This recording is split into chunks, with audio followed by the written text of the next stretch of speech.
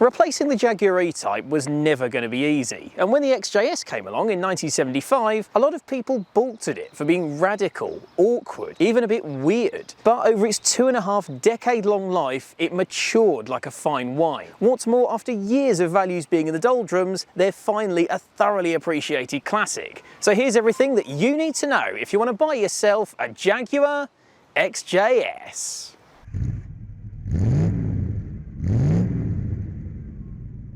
But first, our friends at Lancaster Insurance are running monthly giveaways. You can win all sorts, from experience days to tools, restaurant vouchers and tech. So click the link below at the end of the video to enter their latest competition. It's an old Jag, and that means that XJS's rot badly. The earliest cars out there are nearly 50 years old now, but even the newest XJS's are over 3 decades old, so you do need to be looking carefully.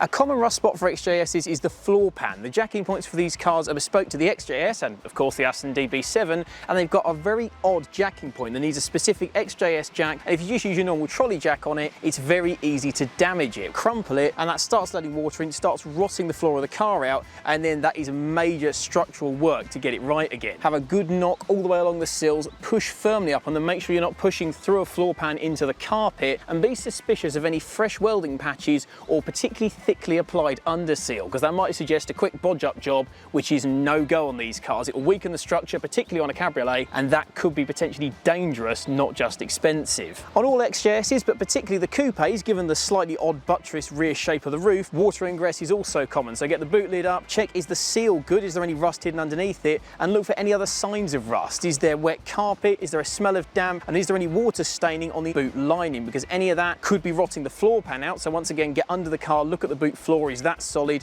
and check under the spare wheel as well. Make sure there is no rot in the boot floor. There is a water drain tube in the corner of the boot, so it's also worth checking that yours isn't blocked, split, or preventing any rogue water from running out. If the car has rusted underneath and needed sill repairs, a good sign to see that it's been done badly is an uneven sill fitment with the bottom of the wing. Running your finger all the way along here, making sure it's consistent all the way along. Talking of the wings, they rot badly as well and all over the place. The lower bottom edges of the wings where the front wheel flicks dirt up towards it, all the way in this lip, because these cars don't have wheel arch liners, feel all the way around there for mud and dirt falling out. They can get stone chips and rust and bubble up all the way around the headlight here because they're right at the front of the car. These leading edges down by the top of the bumpers here, they can rot, and if there's water trapped under this seal, that can rust as well.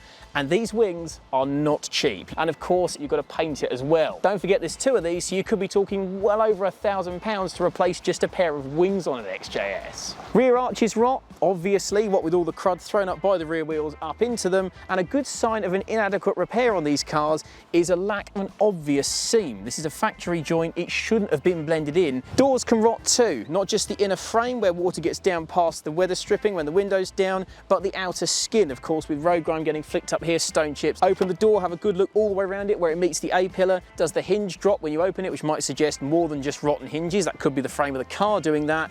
And if the skin of the door is rusty, it's going to be around 170 quid to replace it. Of course, you've got to paint it, you've got to join it to your existing door frame if you haven't got to replace that. And if there's 2 door skins to replace, again, you could be into 4-figure territory to do so.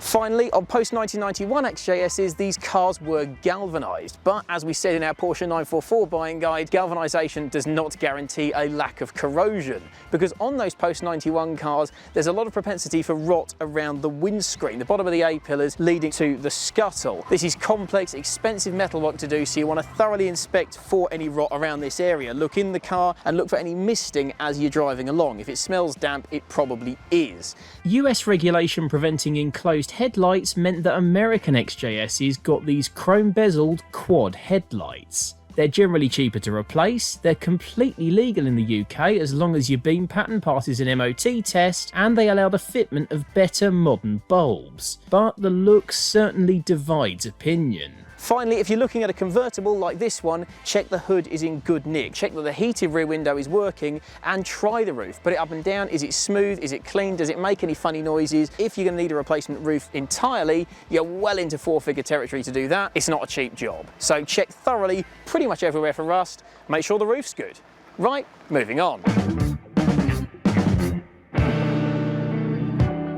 The engine most people think of when they think of the XJ-S is the mighty V12, which was 5.3 litres initially and later 6 litres. Now don't believe the rumours about unreliability. The V12 is actually a smooth, dependable, durable unit, good for well over 150,000 miles if it's well looked after. These can be fragile. They need coolant changes with good quality coolant every 18 months or so, more often than that if you're using your car a lot. Check the coolant of a car you're buying. If it's brown rather than green, just run. Do not buy a V12 that hasn't been properly looked after, but buy a good one and keep on top of the ignition system. What with so many cylinders, it can be hard to make sure the car's not misfiring. So you've got to just keep on top of the distributor, the leads, the plugs, make sure it's firing on all 12, because when it does, these cars are smooth, effortless and genuinely quick. High mileage V12s can suffer with a rattling timing chain, and it does sound disastrous at first, but actually it's not really an issue. Various XJS owners with cars well over 150,000 miles have had timing chain rattle, and they haven't found to have any issues with it. It won't actually break and kill the engine, it's just a slightly loud, irritating noise. But make sure that it is the timing chain and not something more serious. After many people complained about the XJS's thirst, and they were right to, the V12 is a properly drinky unit, Jaguar introduced a smaller engine, the 3.6 litre 6-cylinder AJ6, and that's a lovely engine. It's smooth, plenty powerful enough, and a lot more economical than the V12. They're generally hardy, reliable units, but they can suffer with head gasket failure, so check the oil, check the coolant for that familiar and unfriendly mayonnaise. 6-cylinder cars should have between 40 and 50 psi of oil pressure on the gauge in the cabin when they're warm. Any less than that and the car's got low oil pressure, and that could indicate some serious internal problems. Meanwhile, unlike the V12's, timing chain rattle on a 6-cylinder engine is something to worry about. You will need a new chain, you will need a new tensioner. Most V12 XJS's were automatic. You either got an early GM 3-speed box in the earlier cars, or from 1993 onwards, a Getrag 4-speed auto. Meanwhile, the inline 6 cars, you could have a 265 Getrag manual or a ZF automatic box after 1987, and both are reliable, hardy units. Shifts should be smooth, relatively fast, this is an old car remember, and unobtrusive on the automatic gearboxes. Kickdown too should be fast and responsive, but it tends to take quite a hard press down on the pedal to get it to do it. If there's a knocking from underneath the car that happens seemingly at random, it might be nothing to do with the suspension. It could well be failed gearbox mounts, which isn't uncommon with these cars because those mounts are effectively supporting a big old automatic box and what could be a massive V12. So check under the car, see if the box itself slightly wiggles if you get both hands of it and really grab hold of it. The XJS isn't the kind of car that really suits a manual gearbox, but if you want one, listen for any crunching in first or second gear. If you're getting those, that probably means the box is due for a rebuild, and there aren't too many specialists that'll be able to do that for you in any way economically. What's more, if you need a replacement gearbox, they're not that easy or cheap to replace if you need one. Power steering fluid leaks on an XJS are fairly common, but thankfully they're pretty easy to spot. With the car running, turn the steering from lock to lock and then look under the car for any leaks, and then check under the bonnet for anything that's been sprayed with residual power steering fluid from any faulty lines or bad joints.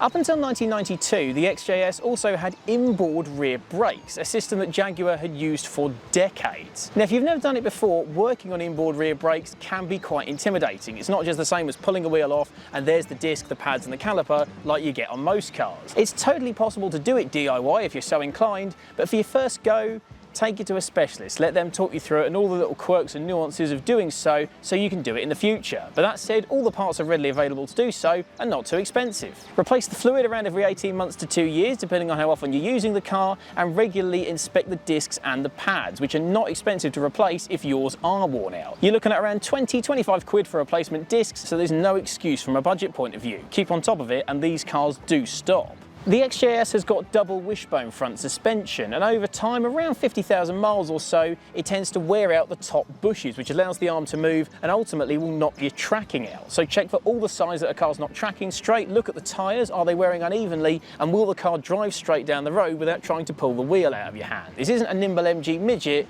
but nor should it be a big wallowy Cadillac of a thing. The rear subframe in an XJS holds the differential into the car, so check thoroughly for any corrosion or perishing on it. It needs to be rock solid, mounted well, and make sure that that fantastic Jaguar independent rear suspension isn't about to fall out of the car. Finally, bearings can be flogged out quite easily by a car that is so heavy. So if you can, jack it up and wobble the wheels. Feel for any movement in the hub bearings, and if there's more than you'd like, it's a good sign that it's going to need new ones. The XJS interior is a lovely place to be, and it's full of lots of high-tech gadgets, particularly for a car that came out in 1975. But we're dealing with a 70s and 80s British luxury car here, and that means check everything when you go to buy it. Electric windows, heated rear window, all the lights, the wipers, the radio, the electric aerial. Of course, if you're buying a convertible, check the roof works properly as well. Anything electrical in here is probably going to be a nightmare to get sorted again, with switches that are either no longer available or extremely expensive, and wiring that could be an absolute pig to sort out and very expensive if you pay someone else to do it. As for the interior itself, it's a lovely place to be. From Jaguar's peak era, acres of wood and lashings of lovely soft leather, but little tatty bits can let the side down over time.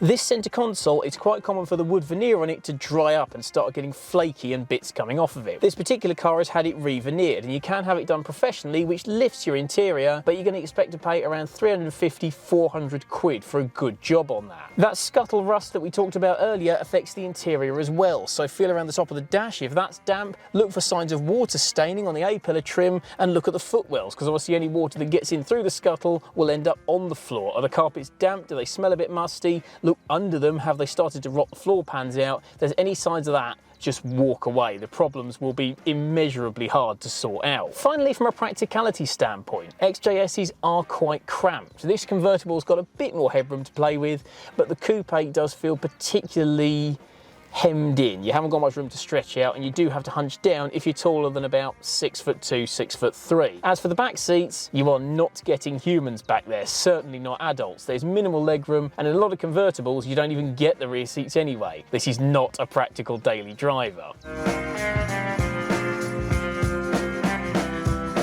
There was a time when nobody wanted an XJS, but now they are classic car hot property. It's worth noting though that if you buy a bad one, hell hath no fury quite like an XJS, and it is going to financially ruin you. Projects start at around £3,000 for a coupe, but let's be honest, they are money pits. You're not going to be able to restore it viably, even with the reasonable parts supply for these cars, and it's going to be a world of pain. If you can't stomach the fuel bills of the V12, you'll need around £5,000 to get into a usable, roadworthy example of a 6-cylinder XJS. You want to up that to around 7, maybe 8 grand for one of the later AJ16 cars, and that comes with more economy, more power, and various other later refinements. It's a bit more money, but to be honest, if you're keeping the car long term, it's probably worth it. Meanwhile, if nothing but a V12 will do, you'll need to start around £7,000 to get into a 5.3 litre car, and they can go as high as 15 grand for the later 6-litre XJSs. Also, you've heard rumours about how drinky they are. They are absolutely correct. Drive them hard and those cars will do as little as 8 miles to the gallon. As for specifics, the Celebration Runout XJS is a highly sought after collectible car now, and you're not going to get into a Celebration for much less than around £12,000 for a coupe and around £16,000 upwards for a convertible model. Speaking of which, if you fancy a drop-top XJS for the summer, you'll want to start around £10,000 on your searches for an inline-6 car. However, if you want a full V12 convertible XJS experience, start your search around £15,000. But of course, it is going to be the car with the most to go wrong, the highest running costs, but to be fair, the highest and quickest depreciation. So if you're not keeping the car forever, a V12 convertible is more at one end, but probably more out when it does come time to sell. Buy on condition, buy the best one you can afford, not the latest or the newest or the best spec. If it means you have to compromise on something to get a better car, we'd recommend that you do it. But whichever one you buy, you get a car that looks gorgeous, has a character like no other car that I've ever experienced, will always put a smile on your face, and even when it's not quite perfect, still has something about it. Yeah, I want one.